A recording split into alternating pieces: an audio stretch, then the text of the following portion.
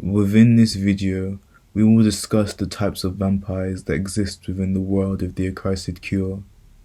While their differences are many, they all share one common trait: their unfathomable lust for the blood of man. No vampire is immune to this desire. Well, until now.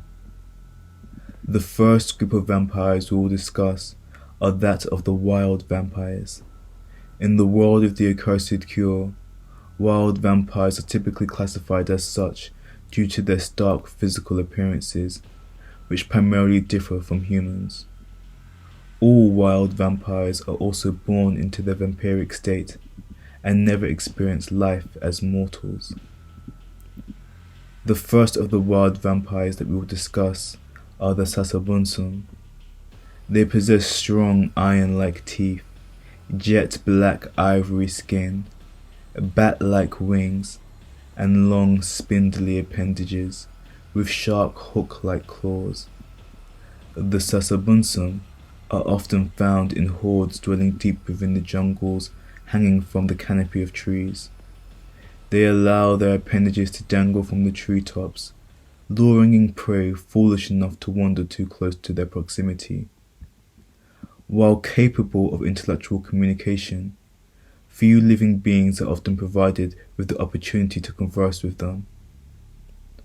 Sasabunsum often stand apart from the wider vampiric community and prefer to keep the counsel of their own kind.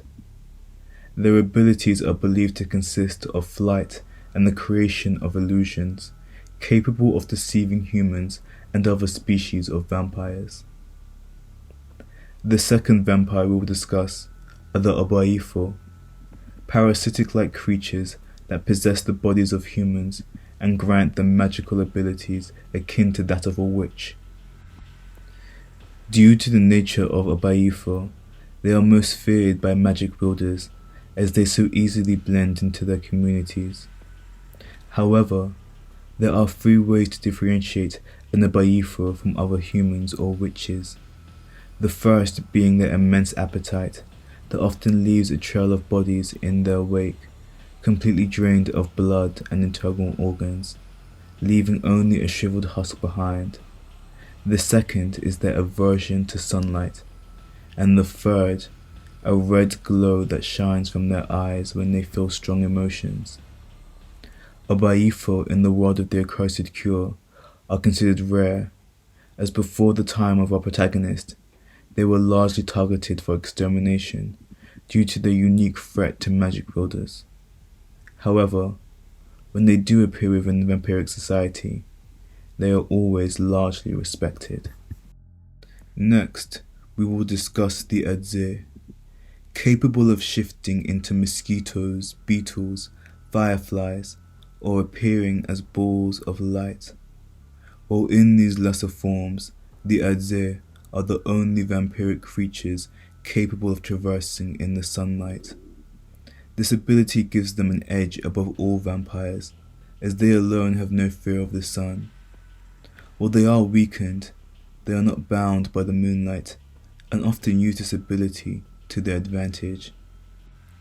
Like one other vampiric species in the Accursed cure realm, ther can be found at the upper echelon of vampiric society, commanding authority over lesser vampires.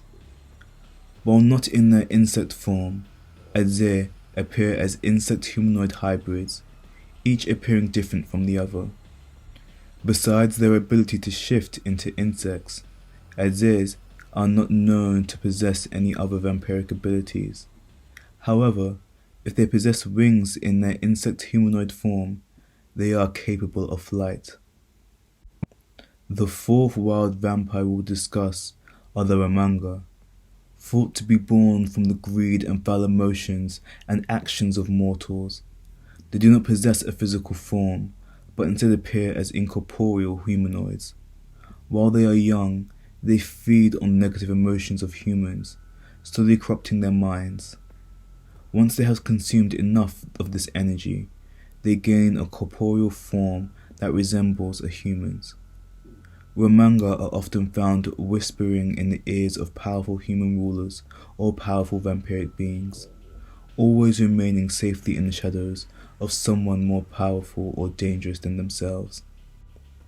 Because of their nature, Remanga are often servants to other vampires, lending them aid or following their command. The last wild vampire that we will discuss today is the Tikolosh, perhaps the smartest and yet the least humanoid of all the wild vampires. The Tikolosh resembles an imp-like leathery baboon with razor-sharp fangs, and unlike other vampires, they do not feed on their victims' blood.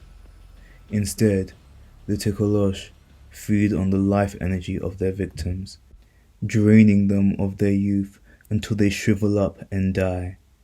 The Tikolosh are known for their strong telepathic and telekinetic abilities, which they often use to toy with their prey, especially those that they lust after. Within vampiric society, Tikolosh weave in and out of it, as they prefer to keep to their own counsel, but they are not opposed to weighing in on matters that affect them. To move on to the next category of vampires, we will now discuss accursed vampires. Accursed vampires stand apart from wild vampires in a variety of ways, the first being their link to the Blood Oath. The Blood Oath is believed to be the name of the spell that cursed the first of the accursed vampires, and thus links them all together. All accursed vampires were once humans who were bitten and fed the blood of a vampire. While not all accursed vampires are the same, their longing for the light of the sun seems to permeate within all of their fledglings. There are only two known true races amongst the accursed vampires. The first we will discuss is the lineage vampires, who are tied to the lineage of their makers.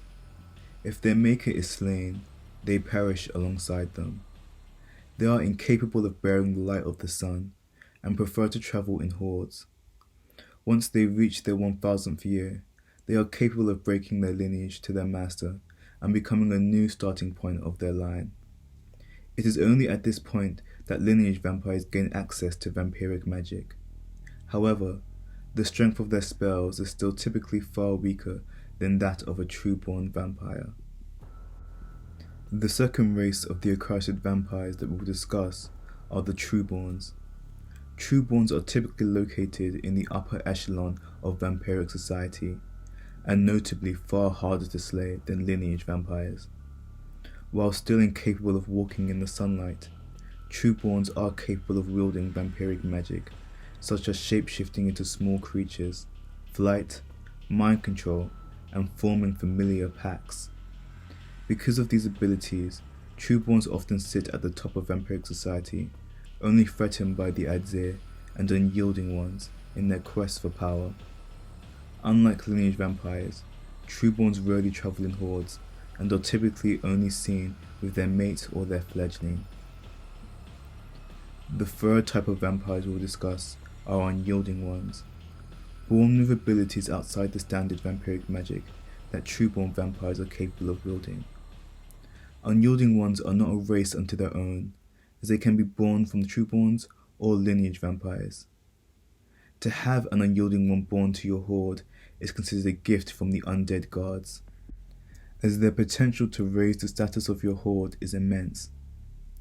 If an unyielding one is born to a lineage vampire, they are not tethered to their maker and will not perish if they die, nor are they bound to follow their maker's commands, such as other lineage vampires are.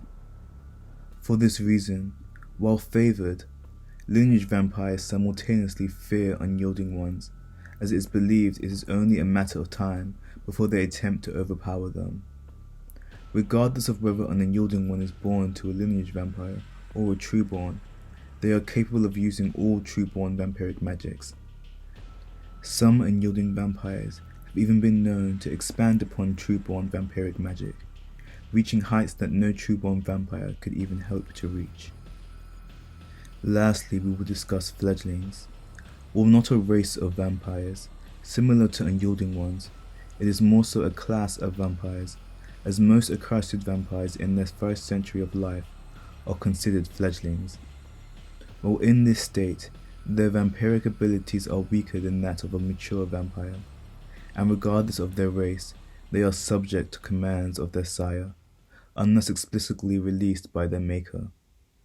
The only vampires not subject to experience a fledgling state are wild vampires and unyielding ones, as their magics cannot be bound.